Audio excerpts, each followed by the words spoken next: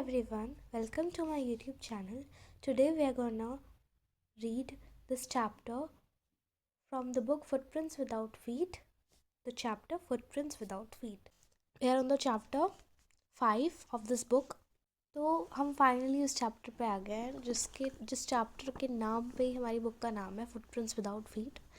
तो इस चैप्टर में मैं आपको एक शॉर्ट इंट्रोडक्शन देती हूँ. ये चैप्टर बेसिकली बेस्ड है एक लॉलेस पर्सन पे.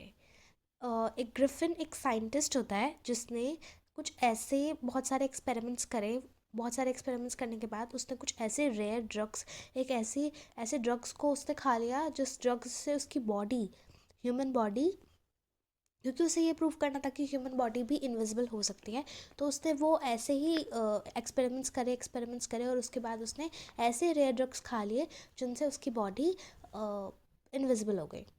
ओके जिससे उसकी बॉडी इनविजिबल हो गई, एकदम ट्रांसपेरेंट हो गई, लेकिन उतनी ही सॉलिड भी थी जितनी बॉडी है. मतलब उसकी सॉलिडनेस नहीं गई, एकदम ग्लास की तरह वो उतनी ही सॉलिड थी और ट्रांसपेरेंट भी थी, इनविजिबल थी body.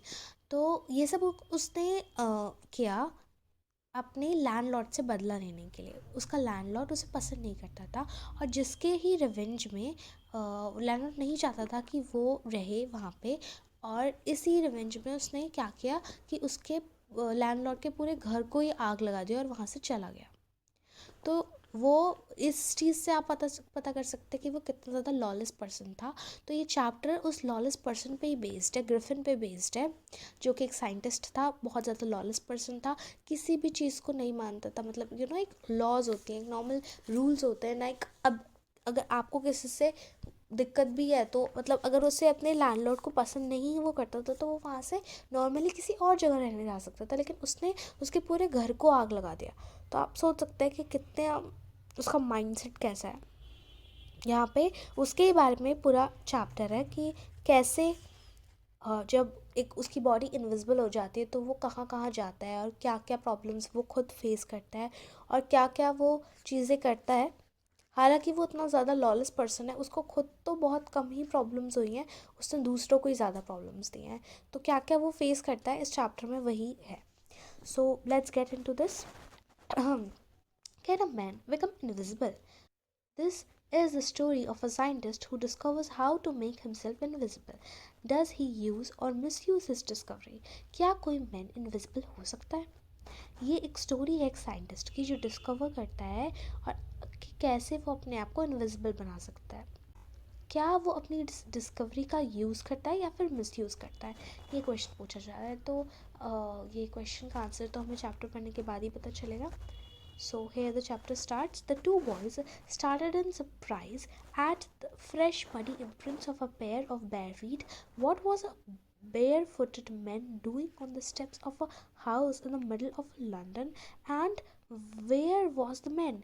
As they gazed, a remarkable sight met their eyes. A fresh footmark appeared from nowhere. तो क्या हुआ कि दो बॉयज़ थे, लंदन की ये बात है. लंदन में दो बॉयज़ बहुत ज़्यादा शॉक हो जाते हैं ये देख के कि फ्रेश मडी इम्प्रिंट्स, मतलब मिट्टी के पैरों के निशान मिट्टी पे, मतलब फ्रेश मडी इम्प्रिंट्स थे. फिर वो सोचते हैं कि एक bare footed man steps of a house, एक हाउस के स्टेप्स पे, जो जिस हाउस में वो रहता था मे बी उस स्टेप्स पे उसके जो पैरों के निशान थे मिट्टी से सने हुए, वो वहाँ पे दिख रहे थे. तो वो सोचते हैं कि एक मैन यहाँ पे बेयर फुटेड क्या कर रहा होगा, मतलब जूते वूते उतार के क्यों कर रहा होगा इतना मिडिल ऑफ लंदन. लाइक वो क्यों, मतलब यहाँ पे उसका वो ऐसा ही है, बेयर फुटेड मैन कर क्या रहा होगा, वो ऐसा सोचते हैं. और वो मैन है कहाँ. जैसे उन्होंने ध्यान से देखा, ठीक है, बहुत ज़्यादा स्टीडीली देखा, तो तब एक remarkable sight met their eyes. एक रिमार्केबल चीज़ उनकी आंखों को दिखती है कि एक फ्रेश फुटमार्क एकदम से आ गया. मतलब कि अभी हम वो कुछ फुटमार्क्स देख रहे थे और सोच रहे थे कि यहाँ पे ये कोई बेयर फुटेड मैन यहाँ पे क्या कर रहा होगा, ये सब कुछ. तो उसके बाद क्या होता है, एकदम से अपने आप एक और फुटमार्क आ जाता है वहाँ पे अपने आप ही. वहाँ पे कोई मैन नहीं है, ना मैन दिखाई दे रहा है, वही सोच रहे मैन है कहाँ, लेकिन एकदम से ही अपने आप ही वहाँ पे फुटप्रिंट्स आ जाते हैं, एक और फर्दर फुटप्रिंट्स फॉलो, और भी ज़्यादा फुटप्रिंट्स आए जा रहे हैं, वन आफ्टर अनदर, एक के बाद एक, descending the steps and progressing down the street, जिससे वो स्टेप्स पे उतर रहा है, ऊपर से नीचे आ रहा है वो स्टेप्स चल के, और स्ट्रीट की तरफ जा रहा है. द बॉयज़ फॉलो करते रहते हैं उन इम्प्रिंट्स को, बहुत ज़्यादा फैसिनेटेड, मतलब बिल्कुल वो, मतलब एक काफ़ी अट्रैक्ट हो जाते हैं उससे कि ये सब कुछ क्या हो रहा है और ये कैसे हो रहा है, वो बहुत ज़्यादा फैसिनेटेड होते हैं. Until the muddy impressions became फेंटर, जब तक वो मडी इम्प्रिंट्स जो थे वो फेंट होते जाते हैं, मतलब वो मिट्टी उसके पैरों से हटती जाती है, तो उस वजह से जो इम्प्रिंट्स होंगे वो भी और कम मिट्टी के होंगे, तो वो जो मडी इम्प्रिंट्स जैसे जैसे वो फेंट होने लगते हैं, तो तब तक वो उसे फॉलो करते रहते हैं और लास्ट में एकदम से डिसअपियर हो जाते हैं. The explanation of the mystery was really simple enough. The bewildered boys had been following a scientist who had just discovered how to make the human body transparent. जो ये mystery है इसकी explanation बहुत ज़्यादा simple है. The bewildered boys had been following confused, क्योंकि वो boys बहुत ज़्यादा confused होंगे ये कहाँ से footprints आ रहे हैं, और वो बहुत ज़्यादा attract भी हो गए थे उससे, बहुत ज़्यादा fascinate हो गए थे क्या हो क्या रहा है. तो यहाँ पे bewildered शब्द बॉयज़ के लिए यूज़ हो रहा है, और इसका मतलब है confuse. Had been following a scientist, वो कन्फ्यूज्ड बॉयज़ एक साइंटिस्ट का पीछा कर रहे थे जिसने अभी जस्ट डिस्कवर करा है कि कैसे ह्यूमन बॉडी ट्रांसपेरेंट हो सकती है. Griffin the scientist had carried out experiment after experiment to prove that the human body could become invisible. Finally, he swallowed certain rare drugs and his body became as transparent as a swallowed as a sheet of glass, as though it is also remained as solid as glass. तो यहाँ पे Griffin, जिसकी मैं आपको बात बता रही थी कि वो जो साइंटिस्ट है उसका नाम है ग्रिफिन, और उसने काफ़ी सारे एक्सपेरिमेंट्स कर रहे हैं, एक्सपेरिमेंट्स के बाद एक्सपेरिमेंट्स उसने कर रहे हैं ह्यूमन बॉडी को, कि ह्यूमन बॉडी भी इनविजिबल हो सकती है, यही प्रूव करने के लिए. ह्यूमन बॉडी भी इनविजिबल हो सकते हैं यही प्रूव करने के लिए उसने काफ़ी सारे एक्सपेरिमेंट्स करे, और ऐसे फाइनली उसने कुछ ऐसे रेयर ड्रग्स को सॉलो किया, ऐसे रेयर ड्रग्स को खाया जिससे उसकी बॉडी इनविजिबल हो गई, ट्रांसपेरेंट हो गई, और as a sheet of glass, एक शीट ऑफ ग्लास की तरह बिल्कुल ट्रांसपेरेंट हो गई. Though it also remained as solid as glass, लेकिन हाँ वो सॉलिड भी उतनी ही रही जैसे कि ग्लास होता है. Brilliant scientist though he was, Griffin was rather a lawless person. His landlord disliked him and tried to eject him. In revenge, Griffin set fire to the house to get away without being seen. He had to remove his clothes. तो यहाँ पे brilliant scientist though he was, यहाँ पे बोला जा रहा है कि वो काफ़ी ज़्यादा brilliant scientist था हालांकि ग्रिफिन, लेकिन वो हालांकि एक वो लॉलेस पर्सन था, मतलब इतना ब्रिलियंट साइंटिस्ट था वो, तब भी वो मतलब एक लॉलेस पर्सन था. हाँ, हिज लैंडलॉर्ड डिसलाइक्ड हिम, उसके लैंडलॉर्ड उसको डिसलाइक करता था और चाहता था कि वो वहाँ से चला जाए, उनको जहाँ पे वो रहता है वहाँ से चले जाए, और उसको वहाँ से हटाने की उन्होंने कोशिश करी, वहाँ से निकालने की उन्होंने कोशिश करी. तो रिवेंज में ग्रिफिन ने जो उसके लैंडलॉर्ड का घर था उसको पूरे के पूरे घर को ही उसने आग लगा दी, और वहाँ से बिना किसी को दिखाए, बिना किसी को पता लगे उसे वहाँ से भागना था, वहाँ से जाना था. तो उसको अपने सारे क्लोथ्स हटाने पड़े, क्योंकि बॉडी तो उसकी उतनी ही सॉलिड थी ना, अगर वो कपड़े पहन के जाएगा तो ऐसा लगेगा कि कौन इनविजिबल इंसान ने इतने कपड़े वपड़े पहन रखे.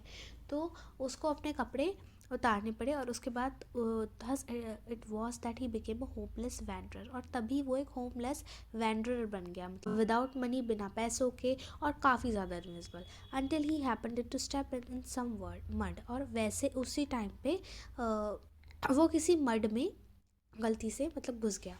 Until he happened to step in some mud and left footprints as he walked.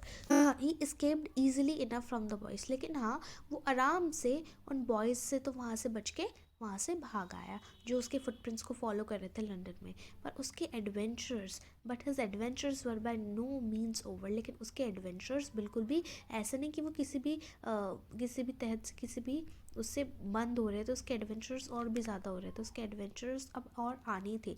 उसने ही हैड चूजन जैसे जैसे अब वो वहाँ से तो भाग गया, लेकिन उसके एडवेंचर्स अभी कम नहीं हुए हैं, अभी ख़त्म नहीं हुए हैं। उसने एक bad time of the year, जब वो वहाँ पे बिना किसी कपड़ों के, ऑफ कोर्स उसको मतलब बिना किसी कपड़ों के वहाँ से इनविजिबल होके वो इधर उधर घूम रहा था लंदन में, तो वो बहुत ही ज़्यादा उसने बैड टाइम वो चूज़ कर लिया था, क्योंकि उस टाइम पे मिड विंटर चल रहा था, यानी कि विंटर का मौसम था। और जो एयर थी वो बिटरली कोल्ड थी, बहुत ही भयंकर तरीके से वो कोल्ड थी। और he could not do without clothes, and he could not do without clothes. Instead of walking about the streets, he decided to slip into a big London store for warmth. तो अब वो और कुछ कर भी नहीं सकता था, क्योंकि वो कपड़ों के बिना था ना, तो उतना तो ठंडा उसे लगेगा ही। तो इधर उधर स्ट्रीट्स में घूमने के बजाय उसने डिसाइड किया कि अब वो एक बिग लंदन स्टोर में जा रहेगा। एक बिग लंदन स्टोर में वो जाने वाला था वार्मथ के लिए, कुछ गर्मी के लिए, बिकॉज इतना ज़्यादा ठंडा हो रहा था। तो उसने सोचा कि मैं किसी बहुत बड़े लंदन एक लंदन स्टोर में, क्योंकि वो लंदन में ही वहाँ पे था, तो किसी बड़े स्टोर में चला जाता हूँ जिससे मुझे थोड़ा गर्माहट महसूस होगी वहाँ पे। तो closing time arrived as soon as the doors were shut. अब थोड़ी देर तक तो वो वहाँ पे रुक गया, उस शोरूम में, उस स्टोर में वो रुक गया, लेकिन उसके बाद जैसे ही क्लोजिंग टाइम अराइव हुआ, जैसे ही क्योंकि ऑफ कोर्स उसको भी बंद करा जाएगा, राइट, उस स्टोर को भी बंद करा जाएगा। तो जैसे ही जो डोर्स थे उन्हें बंद करा गया, जैसे ही डोर्स को बंद करा गया, Griffin was able to give himself the pleasure of clothing and feeding himself without regard to expense.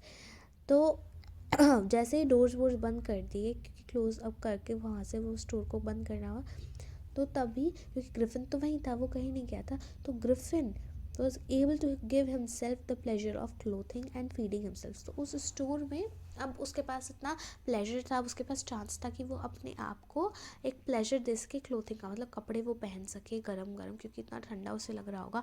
And feeding himself without regard to expense, और बिना किसी पैसे दिए उसको वहाँ पे जो खाना रखा होगा उस स्टोर में, वो भी वो आराम से खा सकता था। उसने he broke open boxes and rappers and fitted himself out with warm clothes. उसने बॉक्सेस जो से मैं बता रही हूँ आपको, ओपन बॉक्सेस जो थे उनको तोड़ दिया उसने, और रैपर्स को तोड़ दिया, और उसके बाद उसने गरम गरम कपड़े खुद पहन लिए उसके अंदर से। अब खुद को क्योंकि बॉक्सेस के अंदर गर्म जो कपड़े रखे थे उसके अंदर उसने खुद वो गरम गरम कपड़े पहन लिए, soon with shoes and overcoat. और उसने क्या कपड़े पहने थे, उसने शूज़ पहन लिए, एक ओवरकोट पहन लिया, एक वाइड ब्रिम्ड हैट, जैसे आप यहाँ पे देख सकते हैं। वाइड ब्रिम्ड हैट का मतलब है जिसका जो बॉटम पार्ट होता है वो बहुत ज़्यादा बड़ा है, वाइड बोला जा रहा है, उसके जो बॉटम पार्ट है उसके बारे में बोला जा रहा है, हैट के बॉटम पार्ट के बारे में। यहाँ पे ही became a fully dressed and visible person, एक वो बिल्कुल एक फुली ड्रेस्ड और विजिबल पर्सन बन गया, क्योंकि इतने सारे उसने कपड़े वपड़े पहन रखे थे, तो वो बिल्कुल ड्रेस्ड और विजिबल पर्सन। अब कोई भी कहेगा कि क्योंकि वो एक विजिबल पर्सन बन गया था, कोई भी उसे देख सकता था।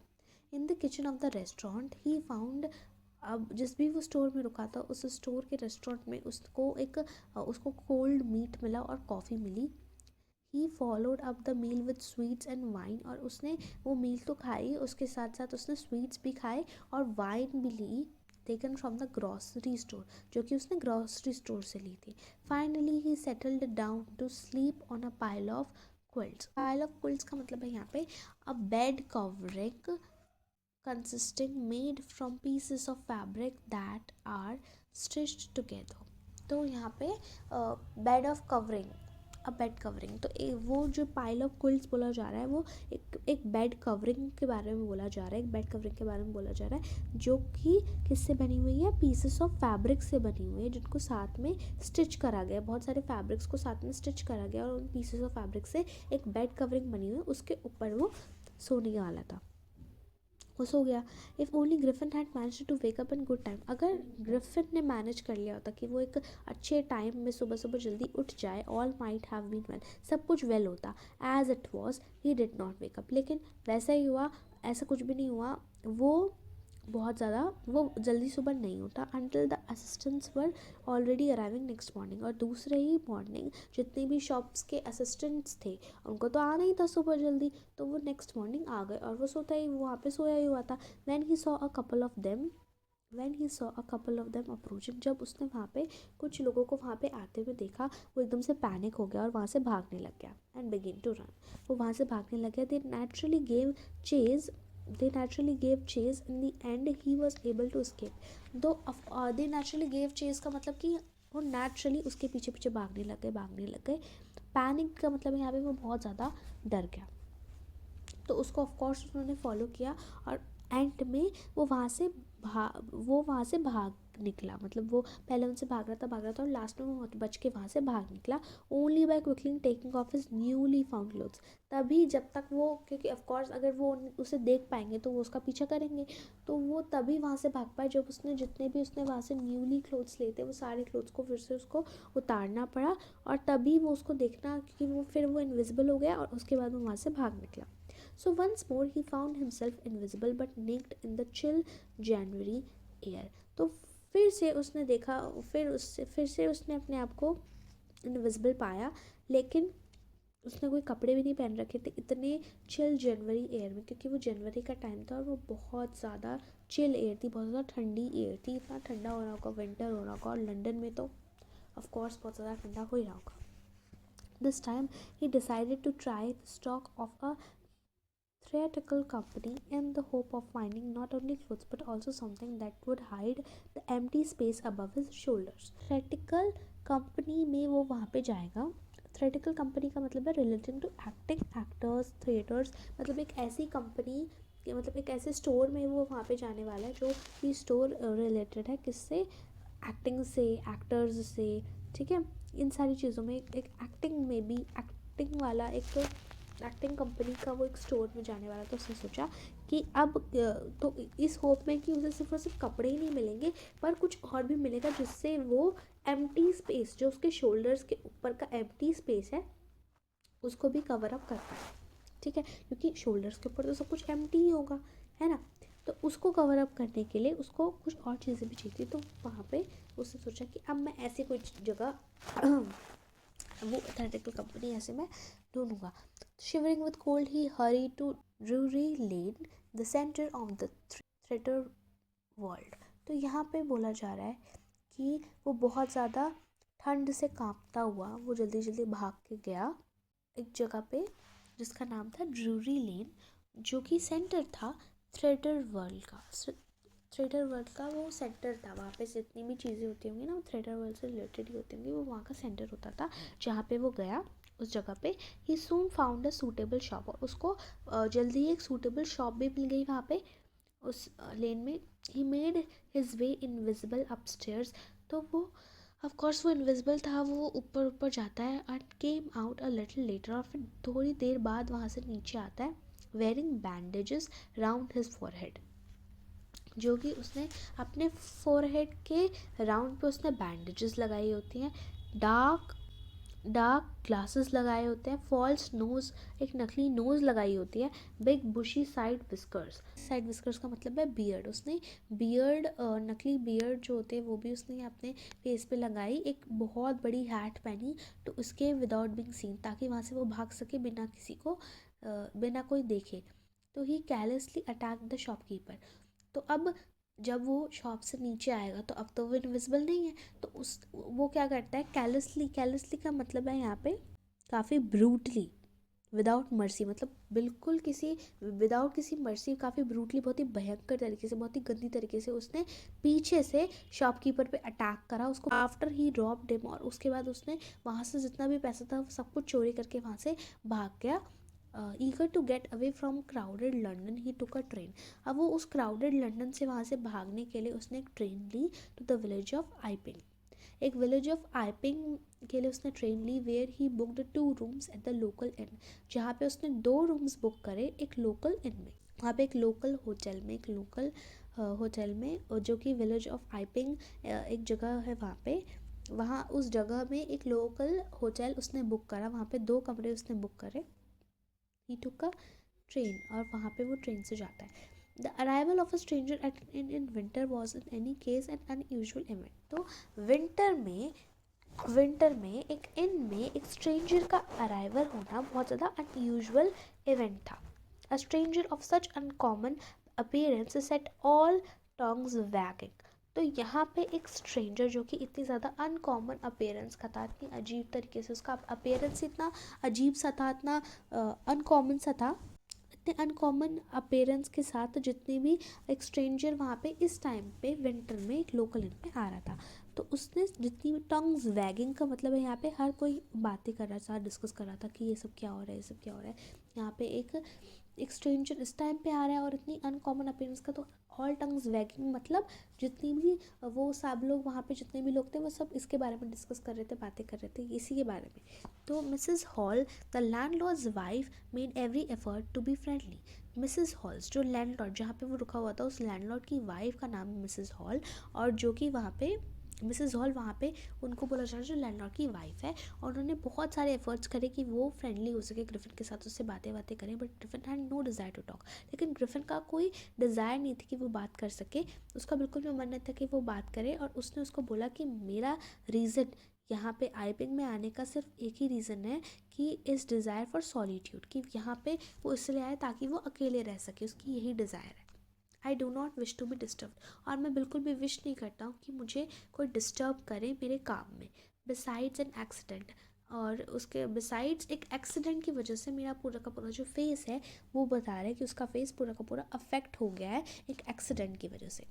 Satisfied that her guest was an eccentric scientist, तो अब वो सेटिस्फाई हो जाती है कि जो उसका गेस्ट है जो कि आया है वो एक एसेंट्रिक साइंटिस्ट है। एसेंट्रिक का मतलब है थोड़ा सा साइको है, वो थोड़ा सा साइको है, उसे इतना तो पता चल गया, वो सेटिस्फाई हो गई। And in view of the fact that he had paid her advance, और दूसरी बात ये भी कि उस जो वो उसका गेस्ट था उसने पहले ही एडवांस पे उनको पैसे दे दिए थे, तो इन सारी बातों से वो बिल्कुल सेटिस्फाई हो जाती है, और अब उसे कोई वो नहीं होता कि मैं इससे पूछूँ, ये करूँ, वो करूँ। Mrs Hall was prepared to excuse his stranger habits and irritable temper, तो अब वो बिल्कुल मिसेस हॉल प्रिपेयर हो जाती है कि जो उसकी स्ट्रेंज हैबिट्स, अजीब अजीब सी हैबिट्स है, और बहुत ही ज़्यादा इरिटेबल टेम्पर है उसका, जो टेम्पर था क्योंकि वो थोड़ा सा लॉलेस पर्सन था, कुछ ज़्यादा ही उसका अजीब सा टेम्पर था, उसको इग्नोर करने के लिए, एक्सक्यूज़ करने के लिए वो बिल्कुल प्रिपेयर थी। But the stolen money did not last long, लेकिन जो उसने चोरी करे हुए पैसे थे वो ज़्यादा दिन तो चलते नहीं है। Presently Griffin had to admit that he had no more ready cash, तो यहाँ पे ग्रिफिन को एडमिट करना पड़ा कि अब उसके पास कोई भी ज़्यादा अब कोई कैश उसके पास है नहीं, तो उसने प्रिटेंड करा कि he was expecting a cheque to arrive at any moment. वो उसने ऐसे प्रिटेंड करा कि वो एक्सपेक्ट कर रहा है कि एक चेक उसके पास किसी भी टाइम पे आने वाला है, क्योंकि उसे पैसे ऑफकोर्स लैंडलॉर्ड को तो दे नहीं थे वहाँ पे वो जो रुका हुआ था, तो उस पैसों के लिए उसने बोला कि मेरा तो चेक आने वाला है किसी मोमेंट पे। Shortly afterwards a curious episode occurred, तो कुछ टाइम बाद एक क्यूरियस एपिसोड अक्सर होता है, मतलब कि अकर होता है, मतलब कि कुछ क्यूरियस होता है वहाँ पे जहाँ पे वो रुका होता है।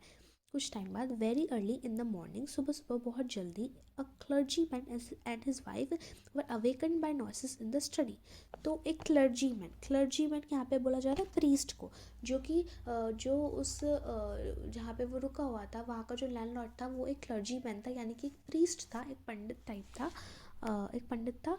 एंड उसके जो वाइफ थी, क्लर्जीमैन का मतलब है प्रीस्ट, एंड उसकी जो वाइफ थी वो दोनों ही उठ जाते हैं जो नॉइसेस स्टडी में आ रहे होते हैं। एक रूम था उनका जो कि स्टडी से वहाँ से सारी की सारी आवाज़ें आ रही थी स्टडी। हाँ, तो यहाँ पे क्या होता है वो बहुत ज़्यादा उस नॉइसेस से वो जल्दी से उठ जाते हैं। क्रीपिंग डाउन स्टेयर्स, वो धीरे धीरे देखते हुए बिल्कुल चुपके चुपके केयरफुली नीचे जाते हैं कि देखें ये सब कुछ क्या हो रहा है। They heard the chink of money being taken from the clergyman's desk, जो उसके क्लर्जी मैन का डेस्क होता है उसमें से वो आवाज़ें सुनते हैं कि पैसों की चिंक की आवाज़ आती है, पैसों की आवाज़ें आ रही होती है, जो वहाँ से लिए उनकी डेस्क से वहाँ से कोई पैसे ले रहा है, ऐसी आवाज़ें आ रही है वहाँ से। Without making any noise with a poker grasped firmly in his hand, वो अपने हाथ में एक पोकर, एक मेटल रॉड अपने हाथ में लेके आता है जो क्लर्जीमैन होता है। फ्लंग ओवर द डोर, तो एकदम से डोर पे टूट पड़ता है और एकदम से बोलता है सरेंडर, कि अब तुम अपने आप को सरेंडर कर लो, क्योंकि वो बिना और चुपके चुपके वहाँ पे जाता है। Then to his amazement he realise that the room appear to be empty. Amazement ये होते है कि वो रियलाइज़ करता है कि रूम एम्प्टी लग रहा है, रूम तो खाली है, कोई है ही नहीं। He and his wife looked under the desk, उसकी और वो और उसकी वाइफ ने डेस्क के नीचे देखा, कर्टेन्स के पीछे देखा, चिमनी में भी देखा कि भाई कोई है चिमनी में ना घुस गया हो। There wasn't a sign of anybody, तो कोई साइन था ही नहीं कि कोई वहाँ पे होगा। Yet the desk had been open and the housekeeping money was missing. बस इतना ही था कि जो डेस्क था वो खुला हुआ था और जो हाउस कीपिंग मनी थी वो वहाँ से गायब थी। Extra ordinary affair, the clergyman kept saying for the next rest of the day. वो पूरे रेस्ट ऑफ द डे बस यही सब बोलता जा रहा था, extra ordinary affair, extra ordinary affair. बिल्कुल ये बहुत ही ज़्यादा, अफेयर का मतलब है यहाँ पे मैटर, एक बिल्कुल एक्स्ट्रा ऑर्डिनरी मैटर हो गया। भाई हम वहाँ गए, पैसों की आवाज़ें आ रही थी, कोई ले रहा था, और फिर एकदम से वहाँ पे हमने जाके देखा तो कोई है ही नहीं। तो ये बहुत ज़्यादा एक्स्ट्रा ऑर्डिनरी, कुछ ज़्यादा ही अजीब चीज़ होती है। ये वो पूरे टाइम पे बोल रहा था, ये तो बहुत ज़्यादा अजीब मैटर है, बहुत ज़्यादा अजीब मैटर है। पूरे टाइम पे रेस्ट ऑफ द डे वो बोलता रहता है। But it was not as extraordinary as the behavior of Mrs. Hall's furniture a little later that morning. लेकिन वो उससे ज़्यादा एक्स्ट्रा ऑर्डिनरी तो बिल्कुल भी नहीं था जो मिसेस हॉल का वहाँ पे उनके फर्नीचर का जो बिहेवियर था a little letter that morning. उस मॉर्निंग में थोड़ी देर बाद उनके फर्नीचर का बिहेवियर भी कुछ एक्स्ट्रॉर्डिनरी हो जाता है। The landlord and his wife were up very early and were surprised to see the scientist door wide open. तो लैंडलॉर्ड और उसकी वाइफ सुबह सुबह बहुत जल्दी उठ जाते हैं और बहुत ज़्यादा सरप्राइज हो जाता है जब वो साइंटिस्ट जो वहाँ पे उनका गेस्ट है उसके कमरे के डोर को बहुत ज़्यादा खुला हुआ देख। Usually it was a shut, क्योंकि यूजुअली वो हमेशा बंद रहता था, लॉक रहता था। एंड ही वॉज फ्यूरियस, और वो बहुत ही ज़्यादा गुस्से में आ जाता था अगर कोई भी उसके रूम के अंदर एंटर कर जाए तो। The opportunity seemed too good to be missed. तो अपॉर्चुनिटी बहुत ज़्यादा उनको अच्छी लगी कि उन्होंने कहा इस अपॉर्चुनिटी को तो खोया नहीं जा सकता, ऐसा क्या है उसके रूम में कि वो अंदर आने ही नहीं देता। तो उन्होंने सोचा कि इस अपॉर्चुनिटी को खोया तो नहीं जा सकता। वो उसके रूम में झांकते हैं। ओके, वो उसके रूम में झांकते हैं। दे पीप्ड अराउंड द डोर। वो डोर से हल्का सा अंदर को झांकते हैं कि कोई है तो नहीं। सॉ नो बडी, देखते हैं कि वहाँ पे कोई भी नहीं है, और उन्होंने डिसाइड किया कि और इन्वेस्टिगेट करा जाए, अंदर जाके देखते हैं क्या है। The bedclothes were cold, showing that the scientist must have been up for some time. तो जो बेड क्लोथ्स थे, बेड के ऊपर जो क्लोथ्स थे, मतलब जो चादर वादर वहाँ पे थी, कंबल वम्बल था, वो सब कुछ ठंडा पड़ा हुआ था, जिससे इतना तो समझ आ रहा था जो साइंटिस्ट है वो बहुत पहले ही वहाँ से उठ गया है, कुछ टाइम हो गया उसे वहाँ से आए हुए उस कमरे से। And stranger still the clothes and bandages that he always wore by were lying about the room. और सबसे ज़्यादा stranger still the clothes and bandages, जो क्लोथ्स और बैंडेजेस वो वहाँ पे वो हमेशा पहने रहता था अपने मुंह पे, और जो क्लोथ्स वो हमेशा पहने रहता था, और जो बैंडेजेस जो उसके मुंह पे थी वो जो हमेशा पहने रहता था वो रूम में पड़ी हुई थी। ठीक है, सबसे ज़्यादा स्ट्रेंजर वाली बात तो वो थी। All of a sudden Mrs Hall heard a sniff close to her ear. All of sudden क्या होता है, मिसेस हॉल अपने कान के पास सुनती है कि एक सांस, जैसे कोई इंसान लेता है ना तो उसकी सांस की आवाज़ को यहाँ पे स्निफ बोला जा रहा है। तो वो सुनती हैं कि उनके कान के पास से किसी के सांस लेने की आवाज़ आती है। A moment later, the hat on the bedpost leapt up and dashed itself to her face. तो कुछ मोमेंट बाद ही क्या होता है कि एक हेड जो कि बेड पोस्ट पे लैपटॉप, तो यहाँ पे बेड पोस्ट का मतलब है जो कि स्टैंड ऑफ बेड होता है, जो लेग ऑफ बेड होता है ना, उसके पास ही एक हैट पड़ी हुई थी जो कि एकदम से जंप करती है। लैपटॉप मतलब एकदम से वो जंप करते हुए आती है, और उसके बहुत ज़्यादा ग्रेट फोर्स पे, ग्रेट हाइट से वो बिल्कुल ग्रेट फोर्स के साथ वो ऊपर उठती है, और एकदम से डैश्ड, मतलब बिल्कुल ही क्विकली वो उसके फेस के ऊपर एकदम से आने लगती है, जो कि मिसेस हॉल का फेस होता है, उसकी तरफ, उसके फेस की तरफ वो आती है। And then the bedroom chair became alive, और उसके बाद जो बेडरूम चेयर होती है, बेडरूम में एक चेयर होती है ना, वो एकदम से ऐसा लगता है कि ज़िंदा हो गई, क्योंकि वो अपने आप ही हवा में उड़ने लगती है। Arched straight at her legs foremost, और एकदम से वो उसके लेग्स पे आके एकदम से आ जाती है। मतलब वो सारी जो ये सब कुछ कौन कर रहा था, ग्रिफिन कर रहा था, उसके फेस पे हैट फेंक रहा था, उसकी तरफ वो चेयर आ रही थी इतनी ज़ोर से, इतनी ग्रेट फोर्स से। As she and her husband turned away in the terror, the extraordinary chair pushed them both out of the room, and then appeared to slam and lock the door after them. क्या होता है कि जैसे ही वो Mrs hall और उनके husband बिल्कुल terror में इतने डरे हुए होते हैं कि वो वहाँ से जाते हैं, एकदम से बिल्कुल वहाँ से दूर हो जाते हैं कि ये सब कुछ क्या हो रहा है। The extraordinary chair pushed them both out of the room. जो वो एक्स्ट्रॉर्डिनरी चेयर थी, उस चेयर ने उन दोनों को उस रूम से वहाँ से बाहर पुश कर दिया। And then appeared to slam and lock the door after them। और उनके ही आफ्टर देम, उनके बाद वो जो डोर है वो अपने आप लॉक हो जाता है। तो ये सब कुछ कौन कर रहा होता है? ग्रिफिन कर रहा होता है, बिकॉज वो इनविजिबल होता है तो उन्हें तो दिखने से रहा, और उसने कपड़े भी नहीं पहन रखे थे तब, तो वो कपड़े उसने रिमूव करके वहाँ पे रख रखे थे रूम में, तो इस वजह से वो उतना ज़्यादा इनविजिबल हो गया था कि उन्हें दिख तो रहा नहीं था। तो ये सब कुछ ग्रिफिन कर रहा था। मिसेस हॉल ऑलमोस्ट गिरने ही वाली थी जब वो उस स्टेयर्स से वो नीचे आ रही थी हाई स्ट्रीट्स। तो हाई स्ट्रीट्स का मतलब है यहाँ पे अ वाइल्डली एंड इमोशनल एग्जग्रेटेड रिएक्शन। जो मिसेस हॉल है उनका जो रिएक्शन है वो काफ़ी ज़्यादा वाइल्ड है, काफ़ी ज़्यादा इमोशनल है। वो बिल्कुल पैनिक अटैक ऐसा लग रहा है उन्हें आ रहा है। वो बहुत ज़्यादा इमोशनल हो जाती है, बहुत ज़्यादा उनको जो रिएक्शन है वो काफ़ी ज़्यादा ओवर इमोशनल होता है। उन्हें ऐसा लगता है कि ये जो रूम है वो हॉन्टेड बाय स्पिरिट्स, जितनी भी स्पिरिट्स हैं उनकी वजह से हॉन्ट हो रहा है। और ये जो स्ट्रेंजर है इसी ने समहाउ इन सारी स्पिरिट्स को मेरे फर्नीचर में एंटर करवा दिया है। उन्होंने वो रोते हुए बोलती हैं, मोन करते हुए बोलती हैं कि जो मेरी पुअर मदर है वो उस चेयर में बैठा करती थी। उनकी जो मिसेस हॉल की जो मम्मी होती होंगी वो पहले उस चेयर में बैठा करती होंगी, और अब वो शायद इस वर्ल्ड में नहीं है, तो वो उसकी बात कर रही है कि मेरी मम्मी इस चेयर में बैठा करती थी रोते रोते। To think it should rise up against me now. वो ऐसे सोचती हैं कि ये सब कुछ शायद अब मेरे अगेंस्ट, ये सब कुछ स्पिरिट्स को मेरे अगेंस्ट उसने कर दिया है। ये सब कुछ किसने किया है? उस स्ट्रेंजर ने किया है। उन्हें ऐसा लग रहा है to think it should rise up against me now. तो ये सब कुछ राइज अप हो रहा है मेरे अगेंस्ट ये सब कुछ उसने कर दिया है, सबको राइज अप करते हैं। The feeling among the neighbours was that the trouble was caused by witchcraft, but witchcraft or not, then news of the burglary at the clergyman's house. तो यहाँ पे जितने भी नेबर्स हैं उनकी feeling ये थी कि उन्हें ऐसा लग रहा था ये सारा जो ट्रबल ये सब कुछ हुआ है ये विच क्राफ्ट की वजह से हुआ है। विच क्राफ्ट का मतलब है यहाँ पे जादू टोना। जैसे लोग कहते नहीं कि जादू टोना करवा दिया होगा या ऐसा कुछ जादू टोना वगैरह कर दिया होगा, जादू टोना फूंक दिया होगा। तो सारे नेबर्स को यही लग रहा था ये सब कुछ किसकी वजह से हो रहा है? जादू टोने की वजह से हो रहा है।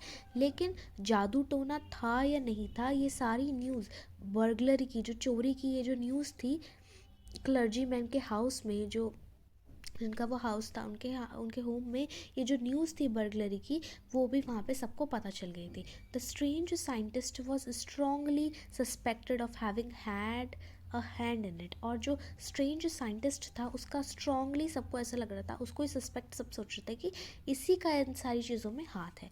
Suspicion grew even stronger when he suddenly produced some ready cash। और सस्पिशन जो उनको शक था उसके ऊपर वो और भी ज़्यादा बढ़ जाता है जब वो कहीं ना एकदम से कहीं से कैश लेके आ जाता है। तो उसके पास तो कैश था नहीं, वो तो कह रहा था चेक आएगा, और फिर वो कहीं से अपने आप जैसे चोरी होती है और उसके बाद ही वो कैश भी ले आता है। Though he had admitted not long before that he had no money.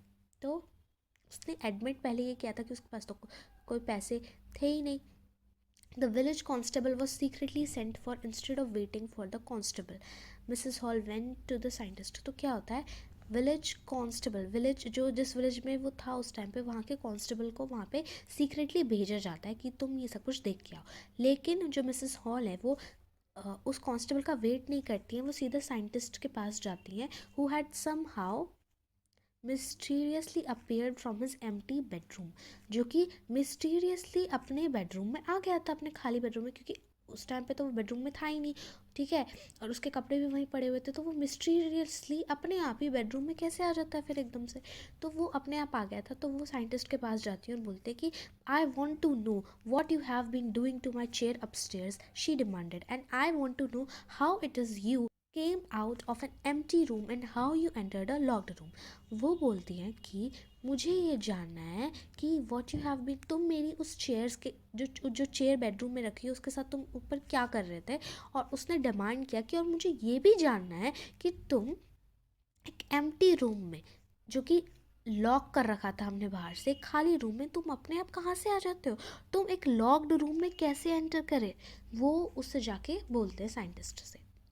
तो scientist was always quick tempered, और जो साइंटिस्ट था वो तो हम सबको पता ही कि वो कितना ज़्यादा क्विक टेम्पर्ड था, उसे बहुत जल्दी गुस्सा आता था, उसका जो टेम्पर था वो कुछ ज़्यादा ही टेरेबल था, अजीब था।